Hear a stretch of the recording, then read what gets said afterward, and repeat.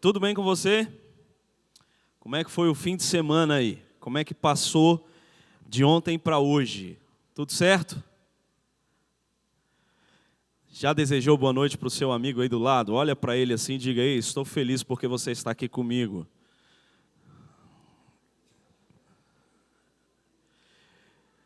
E eu estou muito feliz também por estar aqui com você. Ontem eu comentei que a minha família não estava, eles estavam viajando, mas hoje eu tenho a alegria de tê-los aqui. E como é gostoso quando a gente tem a família por perto e quando a gente descobre que há poucas coisas necessárias na vida. E uma delas é a família, isso é extremamente importante. Talvez alguém esteja olhando para o título, e talvez você esteve aqui ontem pela manhã e perguntou, mas o mesmo título, será que errou? Não, não errou. Temos poucas oportunidades de estar assim, seguido, pregando em uma comunidade. Nós hoje, aqui na Associação Mineira Leste, somamos mais de 280 congregações. Então imagina, rodando, conhecendo os campos, a gente não consegue conhecer todas num ano só. Mas quando a gente tem essa oportunidade de estar numa comunidade mais de um dia, eu sempre tento aproveitar a oportunidade para trabalharmos numa série. Então, se você perdeu ontem, fique tranquilo, você vai entender o de hoje. Mas se você esteve aqui ontem, isso vai ampliar a sua visão. O texto base que nós estudamos ontem foi qual texto? Juízes, capítulo 2, no versículo 10. Se você quiser abrir, esse é o texto base desta série. Uma geração sem propósito. E Juízes, capítulo 2, no versículo 10. A minha Bíblia diz assim: toda aquela geração também morreu e foi reunida a seus pais. Depois dela se levantou uma nova geração que não conhecia o Senhor, nem as obras que ele havia feito por Israel. Quando nós olhamos o autor bíblico, aqueles que escreveram a Bíblia, nós já percebemos, e numa série do Apocalipse que nós já tivemos aqui nessa igreja, eu abordei falando a respeito dessa forma pedagógica que os escritores fizeram, é que eles não tinham tantos recursos como nós temos hoje, no quesito a língua. Hoje, por exemplo, até o WhatsApp nós temos alguns recursos. Quando você vai escrever um assunto, alguma informação, tem como você colocar em letras garrafais, em negrito, em itálico. Mas naquela época, um dos métodos mais usados para chamar a atenção do seu leitor, do ouvinte, daquela pessoa que estava ali tendo a impressão daquilo que foi escrito, era a repetição de palavras. E quando nós olhamos para esse texto, nós percebemos uma palavra repetindo. Aquela geração morreu e veio outra o quê? Nova geração. Eu quero falar um pouquinho de gerações. Porque a história diz que não foi apenas uma, mas nós percebemos ontem que várias gerações se passaram, mas nós percebemos que isso não tem a ver apenas com o texto que foi escrito naquela época, mas tem a ver comigo e com você. E talvez você seja a terceira geração daqueles que vão à igreja, ou você foi o primeiro da sua geração a ser batizado, a pertencer a uma comunidade religiosa. Mas nós queremos e devemos entender que cada geração tem valores. Cada geração, pela época que viveu, pelo mundo político, econômico, isso gera valores. É impressionante porque cada geração se passou, e ontem nós percebemos que chegou a terceira geração, e essa geração estava o quê? Longe de Deus. Mas vamos agora entender um pouquinho as gerações, combinado? Chegou o momento de você confessar a sua idade. Não precisa falar a sua idade, mas nós vamos falar de períodos. Vamos lá entender um pouquinho as gerações. Cadê os baby boomers? Quem nasceu de 1946 a 1964? Confessa a sua idade em nome de Jesus. Temos alguém aí? Temos, olha só, temos os baby boomers. Em inglês, baby, bebê, boomer, explosão. Então foi um período onde teve um crescimento exponencial de crianças. E talvez você não é desse período, mas o seu pai é, o seu avô. E aí você vai lembrar que a maioria, não todos, mas a maioria daqueles que viveram nessa geração tem 5, 6, 7 filhos. E numa vez eu estava falando a respeito disso, e uma senhora levantou a mão e disse: não, pastor, na minha casa foram 15 filhos. Amém? Não tinha televisão. Explosão. Mas a cada período, isso vai gerando a visão de mundo, valores. O que essa geração presenciou? Essa geração presenciou a expressão cultural. E é impressionante porque a roupa que o pessoal usava, os cantores, aí tem o Beatles, era normalmente também a expressão da roupa das pessoas daquela geração. Isso vai gerando uma visão de mundo. Quais são os valores dessa geração? Vamos lá, entender um pouquinho as gerações. Primeiro ponto, forte o quê? Apego às tradições. Essa é uma geração que tem extremamente dificuldade em ver algo mudando. Vamos falar um pouquinho a respeito de igreja. Nós estamos aqui numa visão religiosa. Essa geração tem muita dificuldade em mudar tradições, e ou já você está percebendo, não são princípios. Princípios são imutáveis, são indiscutíveis, mas nós estamos falando de tradições. Qual é uma das tradições que a igreja tem? Pelo menos duas aí, vamos lá. Temos várias. Vocês estão falando, né? Um de cada vez aí para não dar bagunça. Vamos lá, 2 exemplos. 1, o pregador sempre tinha que estar o quê? Com gravata. E quando ele chegava e não tinha gravata, tinha uma salinha especial onde tinha o quê? Ó, pega uma gravata aqui porque você não pode ir. Isso é princípio? Tradição. Então, essa geração, ela tem dificuldade em mudar isso, porque ela tem forte apego às tradições. O que mais? Plataforma. Essa geração, quando vê na igreja um culto onde não tem entrada dos componentes da plataforma, não tem aquele levanta, senta, eles dizem assim: não, acabou, essa igreja não tem mais vida, essa igreja não é mais espiritual. Por quê?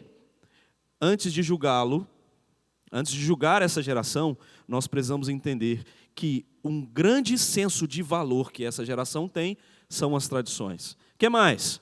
Eles visam uma carreira o quê? Sólida. A maioria desses aí passaram no máximo em 3 empregos durante a vida toda.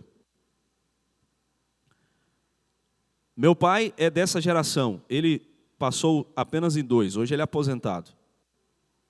Então eles são apegados e eles visam uma carreira sólida.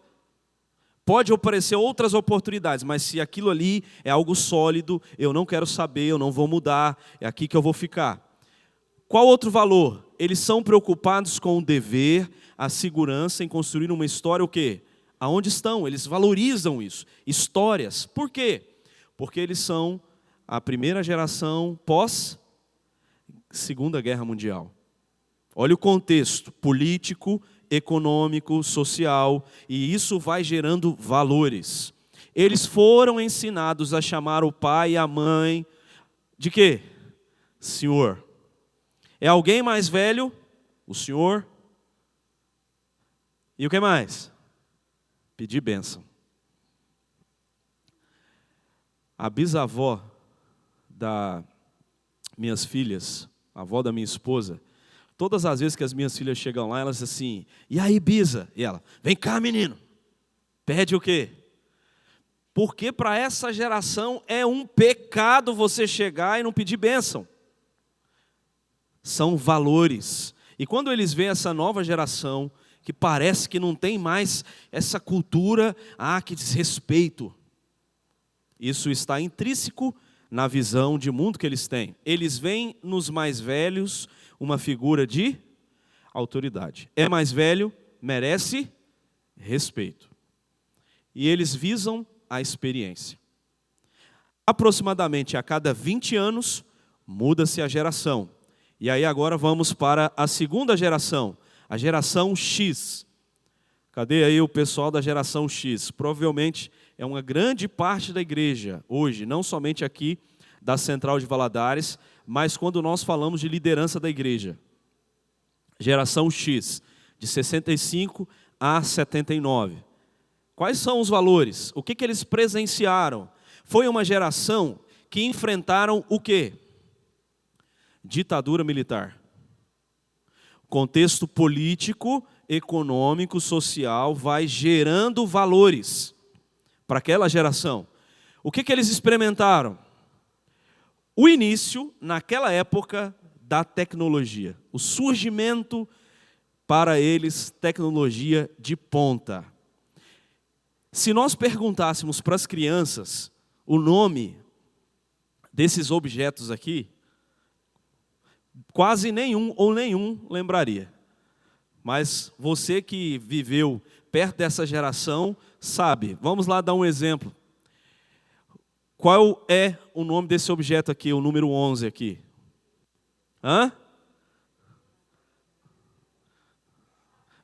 Videocassete.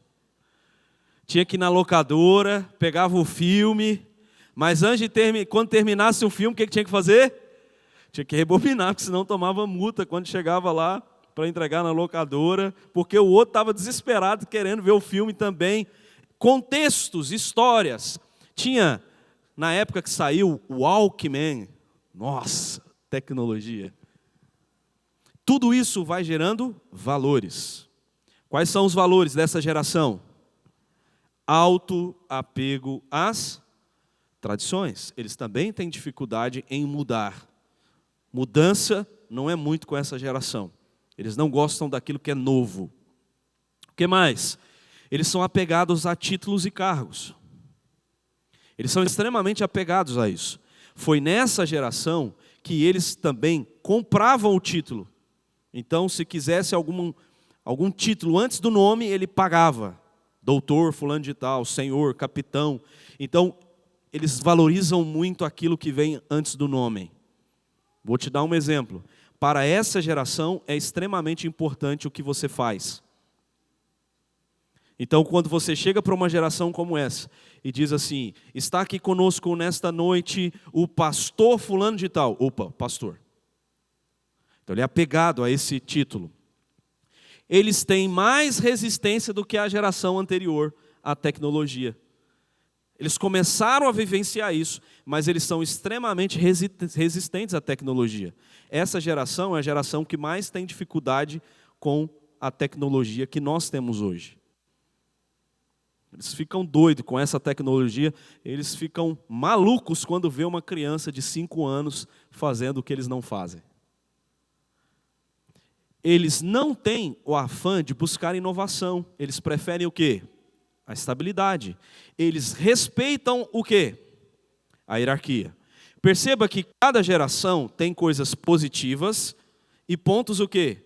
Negativos, que nós precisamos pensar. Será que isso que está afetando a minha relação com a outra geração? Será que isso está afetando a minha relação com Deus, com a igreja, com o outro? Então, aspectos positivos, mas também temos aspectos a serem pensados. Então, eles respeitam extremamente a hierarquia.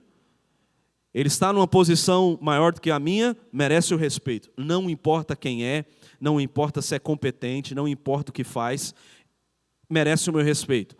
Então, eles têm muita dificuldade em lidar com as outras gerações. Quando nós olhamos para a igreja hoje, a igreja adventista, quase que 60% da nossa liderança é essa geração. E é uma geração que tem extrema dificuldade a lidar com o quê? Com as outras gerações.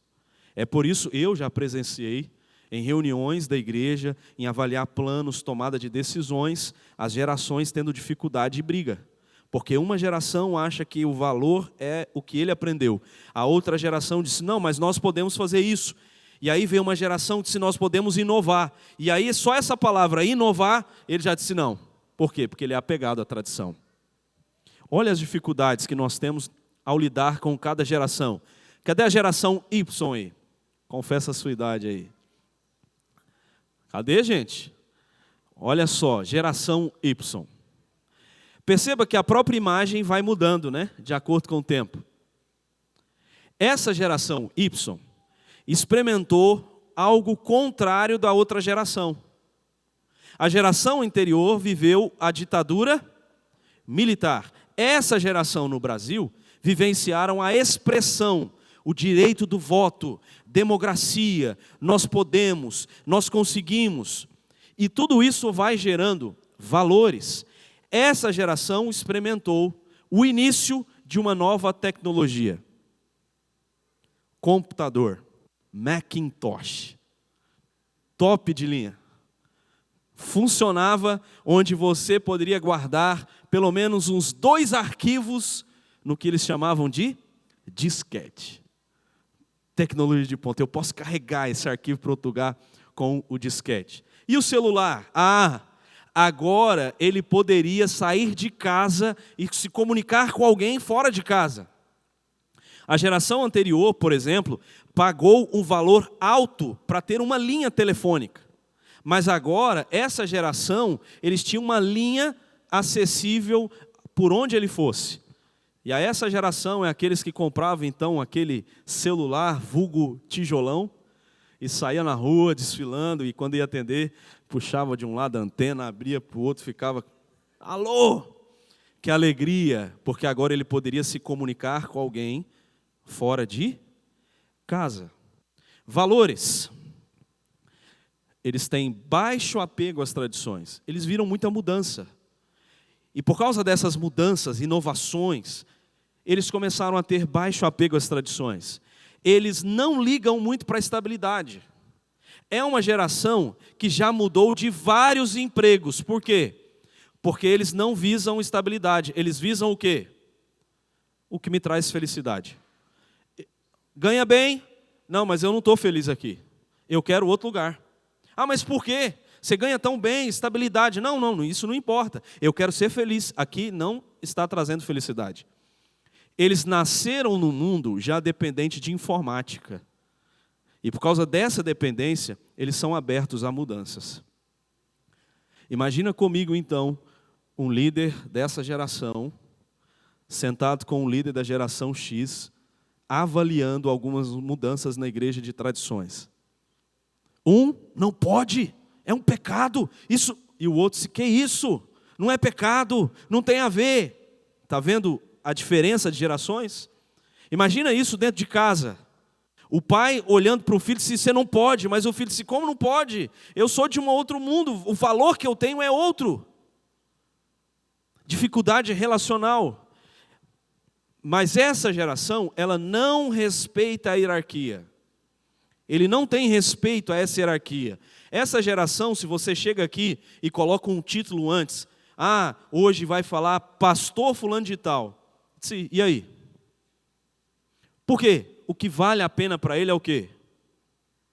Competência. Pode ser mais novo do que eu, mas se é competente, merece o meu respeito. Eles não visam mais a hierarquia, a posição, mas a competência. E aí? Cadê a geração Z? Temos aí a geração Z também. Vai mudando. E essa geração é a geração da tecnologia. Olha que incrível. Se eu perguntasse para os mais novos alguns objetos anteriores, aquela imagem, não saberiam. Mas agora se eu pego aqui o baby boomer e pergunto, o que é isso aqui? Ele vai falar que é um celular. E aí, geração Z, o que é isso aí? É celular? Não, o que é? Isso aí é um iPhone, isso aí é um iPad, isso aí é um iPod. Quais são os valores? Qual é o primeiro valor? Por quê, pastor? Quando eu era pequeno, Quando meu pai me colocava para pagar uma conta, eu tinha que ir numa lotérica, eu tinha que ir num banco, eu pegava fila. Mas depois de muito tempo na fila, a mulher da lotérica chegava e dizia assim: gente, o sistema caiu, tem que voltar mais tarde. E mais tarde você tinha que voltar de novo a pegar fila, esperar todo aquele processo. E essa geração? Eu não sei quanto tempo faz que eu não vou a um banco resolver alguma coisa, porque eu consigo resolver aonde? Na palma da minha mão.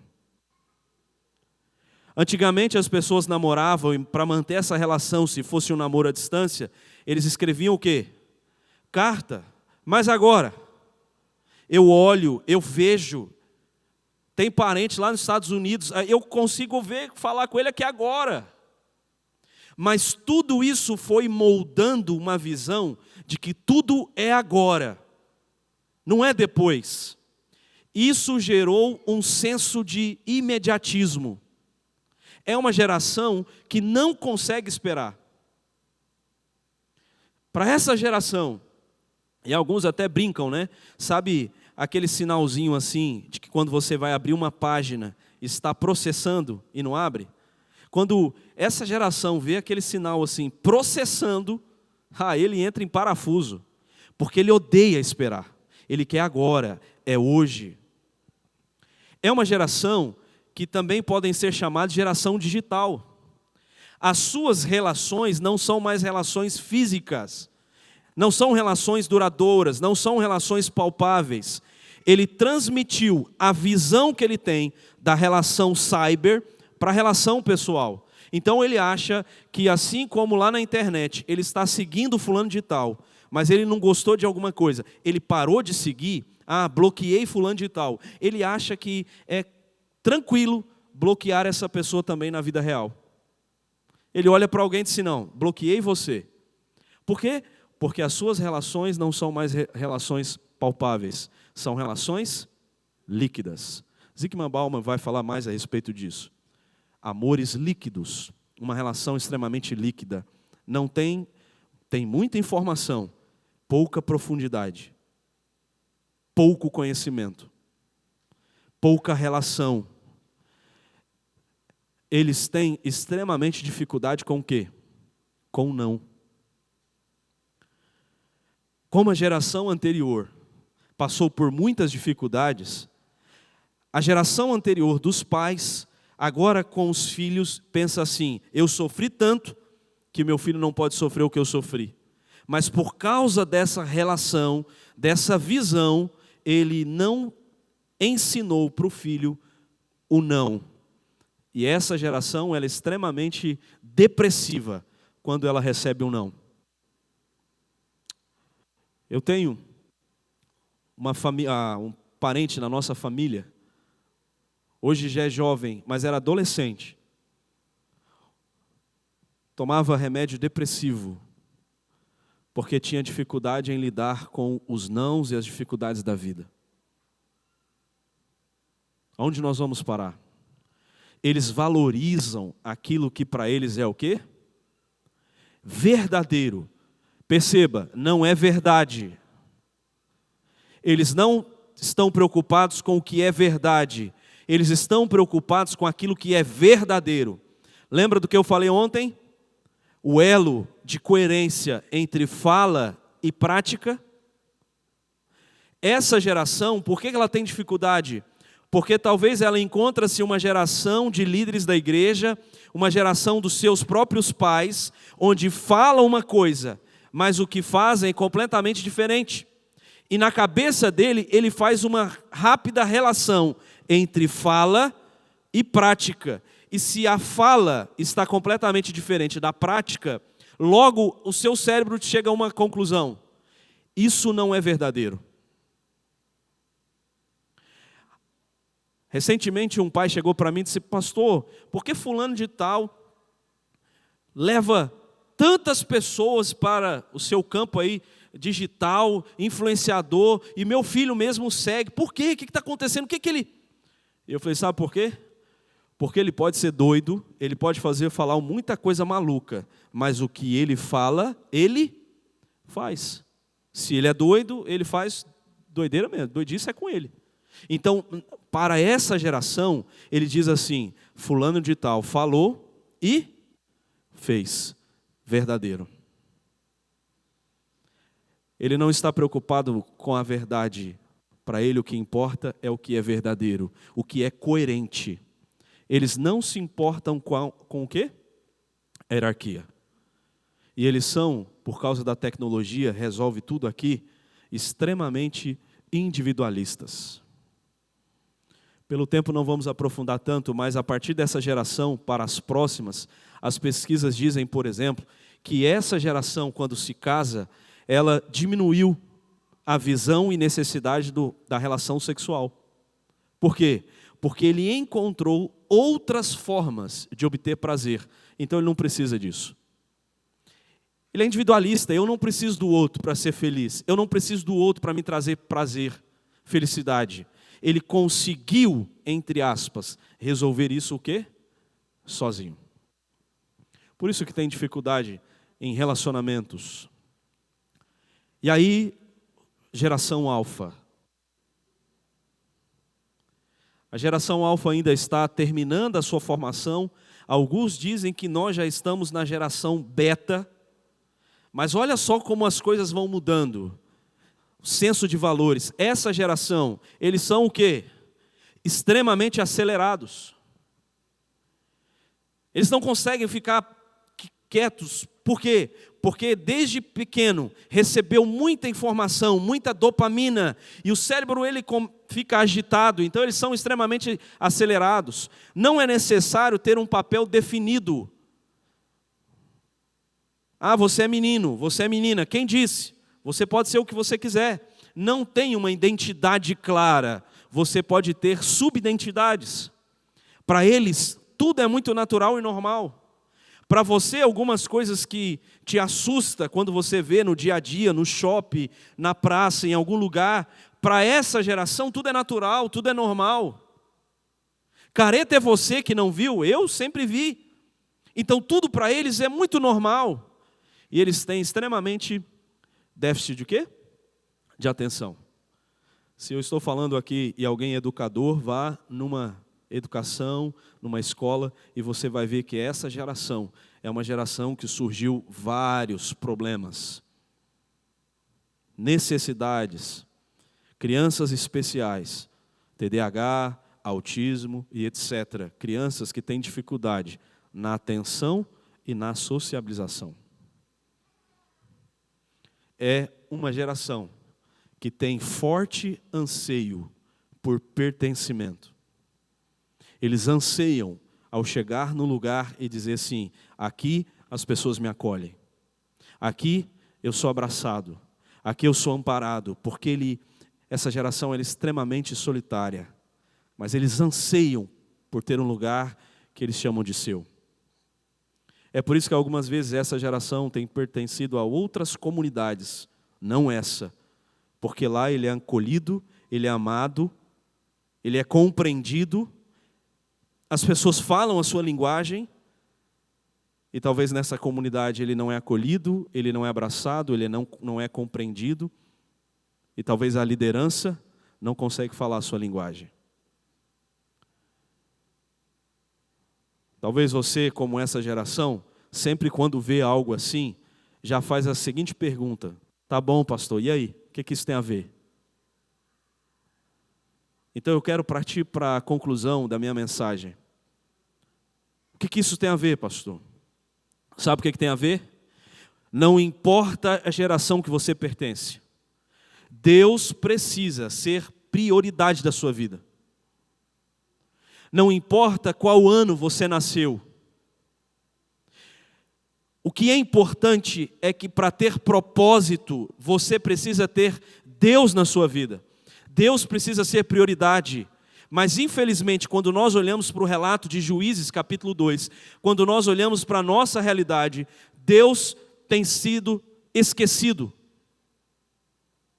Temos colocado Deus à parte, porque todas as outras coisas têm me trazido mais felicidade. Todas as outras coisas traz prazer. Eu não preciso de Deus. As minhas filhas, se eu não colocar no coração delas que elas precisam de Deus, o mundo vai oferecer N oportunidades para que ela possa suprir os seus desejos sem a pessoa de Deus. Sabe o que me preocupa? É quando vocês, se a sua Bíblia está aberta em Juízes no capítulo 2, olha como isso se tornou um ciclo vicioso, porque o versículo 13 diz assim: eles deixaram o Senhor. Aquela geração veio e ela achou que não precisava mais ter Deus. Aquela geração achou que ela poderia ser feliz, poderia ter prazer, poderia ter alegria, poderia ter paz sem Deus. É por isso que no versículo 13 é claro ao dizer, eles deixaram a Deus. Mas isso se tornou um ciclo tão vicioso, que Deus foi levantando líderes, Deus foi levantando pais, Deus foi levantando homens e mulheres. Mas olha só o que diz no versículo 17. O versículo 17, se você olhar o contexto, 16 diz assim: o Senhor suscitou juízes. Depois de Moisés e Josué, então Deus levanta juízes, homens que pudessem guiar o povo à palavra e a Deus. Então agora Deus escolhe homens, juízes. Mas o versículo 17 diz: mas, conjunção adversativa, porém, contudo, todavia, eles o quê? Não obedeceram aos seus juízes. Pelo contrário, prostituíram-se com outros deuses e os adoraram. Olha como a minha versão vai dizer: rapidamente. Outras versões dizem assim: depressa, rapidamente. Se desviaram do caminho por onde andaram seus pais, na obediência aos mandamentos do Senhor, e não fizeram como eles. Como as pessoas têm sido rápidas em abandonar Deus ao longo da sua vida. Como as pessoas recebem uma informação, entendem a grande verdade que não há propósito sem Deus, mas rapidamente têm escolhido outras formas para achar propósito, onde, amigo, você nunca vai encontrar. Ellen White, ao dizer desse relato, ela diz assim: antes que se extinguisse a geração que recebera instruções de Josué, a idolatria fez pequeno avanço. Mas os pais haviam preparado o caminho para a apostasia dos seus filhos. O desacato às restrições do Senhor por parte daqueles que entraram na posse de Canaã disseminou sementes de males, as quais continuaram a produzir amargos frutos, o quê? Por muitas gerações. Eu não estou falando a respeito somente de você. Mas a minha pergunta é: como ficará a sua família, como ficará essa igreja, como ficará as posteriores gerações, se você hoje não priorizar a pessoa de Deus? Será que nós teremos essa igreja se você não colocar Deus como prioridade hoje?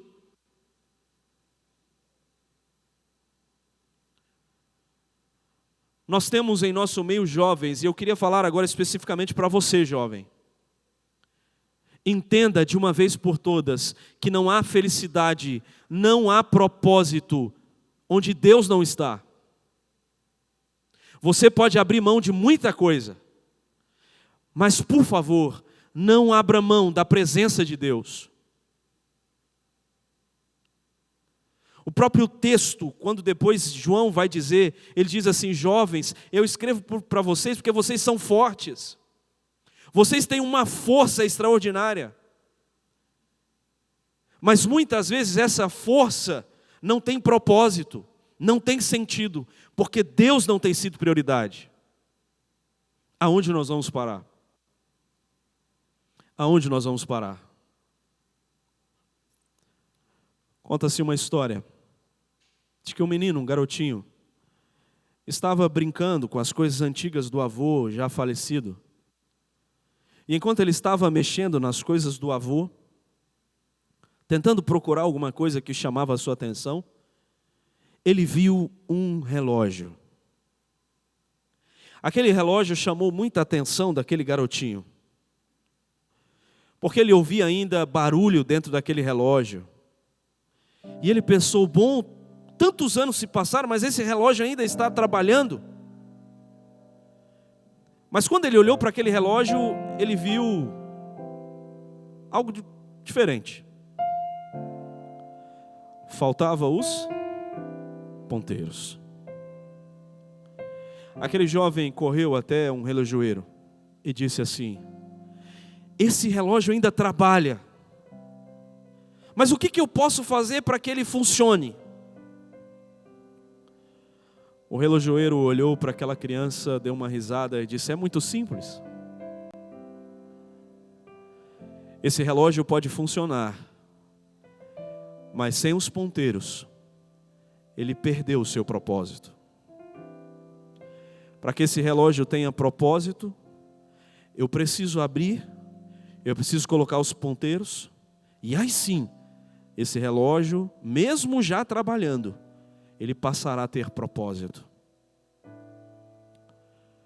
Quando nós olhamos para a nossa vida,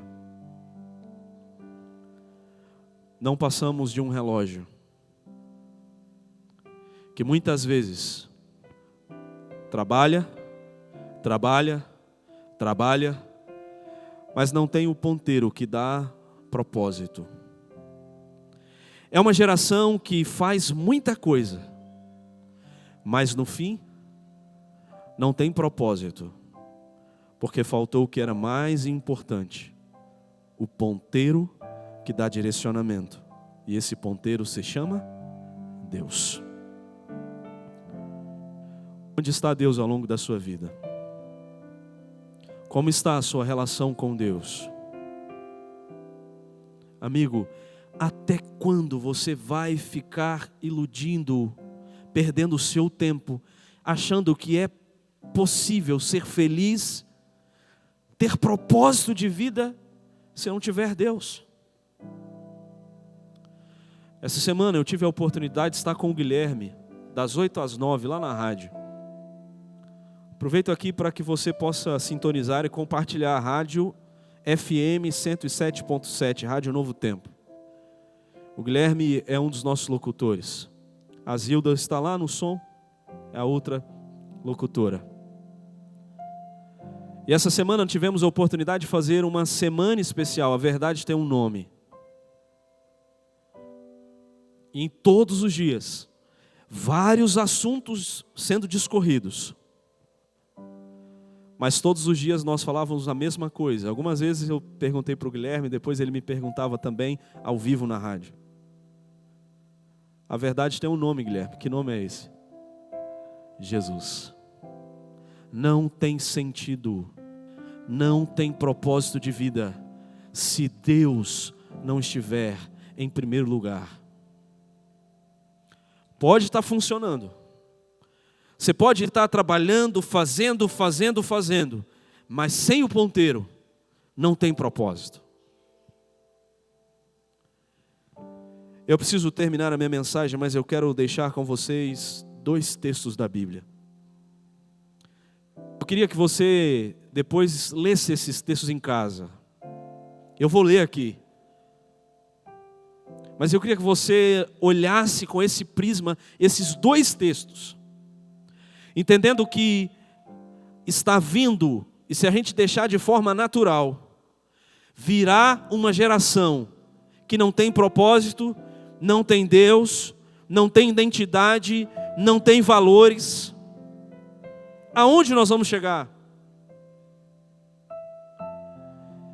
E aí Deus diz assim no Salmo 78. Salmo 78, Deus diz: meu povo, escute a minha lei, dê ouvidos às palavras da minha boca. Abrirei os meus lábios para proferir parábolas, publicarei enigmas dos tempos antigos. Mas olha só o que diz o versículo 3, ele diz assim: o que ouvimos e aprendemos, o que os nossos pais nos contaram, não encobriremos aos nossos filhos. A experiência que você tem de Deus, você não pode esconder dos seus filhos. Os seus filhos precisam entender que mais do que uma faculdade de medicina, mais do que uma faculdade de direito, psicologia, o mais importante para ele é Deus. Como é que ele vai saber disso? Se você contar, se você falar na linguagem dele, que Deus é importante para ele. O texto diz assim: não encobriremos os nossos filhos, mas contaremos à geração vindoura os louvores do Senhor, o seu poder e as maravilhas que você fez. O que você tem contado para os seus filhos? Esse texto fala de legado. Qual é o legado que você vai deixar para os seus filhos? Eu não estou falando de herança. Há uma grande diferença de herança e legado. Porque herança passa. Se talvez você tenha deixado apenas herança para a próxima geração, vai passar. Acaba. Não tem propósito. Mas o que Deus chama a mim e a você nessa noite é deixar um legado. E legado, amigo, ninguém consegue tirar. Qual é o legado?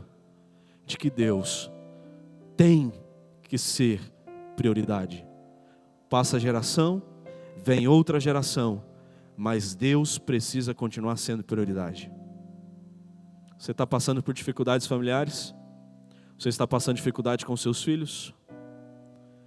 Então vem o segundo convite, conselho. Porque no Salmo 128 Deus diz assim: feliz aquele que teme o Senhor e anda nos seus caminhos. Quem teme ao Senhor, quem tem Deus como prioridade, é feliz. É feliz. Sabe qual é o resultado? Uma família feliz. Porque o texto continua dizendo assim: aquele que tem o Senhor é feliz. Você comerá do fruto do seu trabalho, e por meio do fruto do seu trabalho você será feliz. Tudo irá bem com você. Sua esposa no interior da sua casa será como videira frutífera, seus filhos como rebentos da oliveira. Eis como será abençoado o homem que teme ao Senhor. O meu desejo e a minha oração nessa noite é que você encontre felicidade. Mas a felicidade tem um nome. Propósito só tem quando Deus passa a ser primeiro. Não é o dinheiro, não é o trabalho, não é o sucesso, não é a fama, não é o reconhecimento. Deus deve ser suficiente.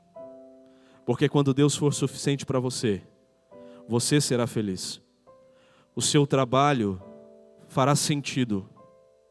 A sua casa terá propósito. A sua esposa será feliz. Os seus filhos trarão felicidade. O que você quer experimentar ao longo dessa semana? Que legado você quer deixar? Eu quero saber se há famílias aqui nessa noite que gostariam de mais uma vez dizer: eu quero priorizar Deus. Talvez eu tenha gastado tanto tempo em oferecer o melhor para o meu filho, mas o melhor que eu posso oferecer é Deus. E gostaria nessa noite mais uma vez de dizer: Senhor, eu quero priorizá-lo. Eu quero tirar o Senhor lá da gaveta do terceiro, do quarto e colocar no lugar que o Senhor tem que estar. E talvez alguém ainda esteja duvidando e diga: e as outras coisas? Para você que ainda duvida, Deus está dizendo assim: me coloque em primeiro, porque as outras coisas vos serão acrescentadas. E aí? Você topa? Você topa viver essa experiência com esse Deus ao longo dessa semana? E na oportunidade que tiver, você contar para outra geração desse Deus que você serve e desse Deus que tem feito maravilhas na sua vida? Tem alguém, pelo menos, que gostaria de tomar essa decisão nessa noite? Eu gostaria de convidar, então, você a ficar em pé. E nós iremos falar com Deus.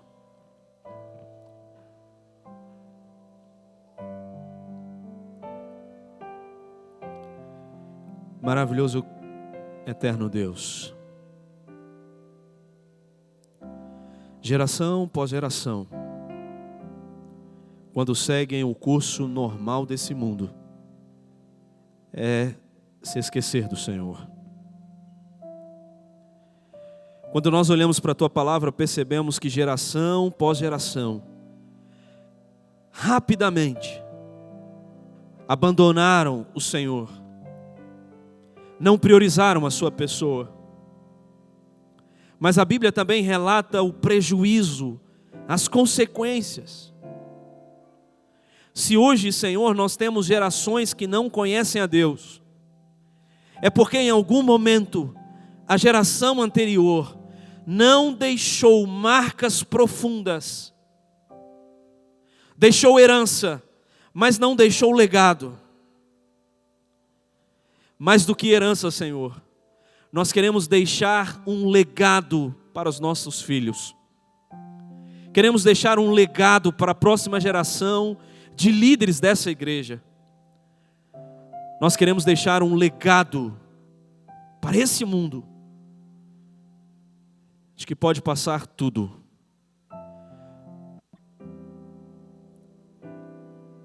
Mas Deus, se não for o primeiro, não há propósito, não há felicidade, não há paz. É por isso, Senhor, que nesta noite, mais uma vez, nós queremos firmar um compromisso de colocar o Senhor como prioridade na nossa vida. Quantas vezes, Senhor, estamos tão preocupados com as outras coisas? Quantas vezes abrimos mão do relacionamento com o Senhor em função do trabalho, em função do dinheiro, em função de oferecer o melhor para os nossos filhos, abrimos mão da relação com o Senhor. E assim, não transmitimos para os nossos filhos, para outra geração, o que é mais importante. Por favor, Senhor, não permita que em nosso meio haja geração sem propósito, mas que cada geração aqui representada possa ter o Senhor. Nós somos o relógio, Senhor, mas que o Senhor, como ponteiro, ajuste a hora, os minutos e os segundos da nossa vida. Diante de nós está uma nova semana de atividades, mas que possamos ao longo do dia priorizar o relacionamento com o Senhor, e na oportunidade que tivermos, que possamos transmitir para outros aquilo que temos experimentado. Porque relacionamento com o Senhor está diretamente ligado com a relação que temos com os outros. Então, por favor, Senhor, queremos resolver a relação com o Senhor, para que a relação com a esposa, com os filhos, com os outros, faça sentido e tenha propósito. Leve-nos, Senhor, em paz para os nossos lares, mas que a Tua presença vá conosco, e que o Senhor esteja conosco no trabalho, na faculdade, em casa, nos momentos de lazeres. Que o Senhor ande com cada um de nós. É o que nós te pedimos e desde já agradecemos, em nome de Jesus. Amém.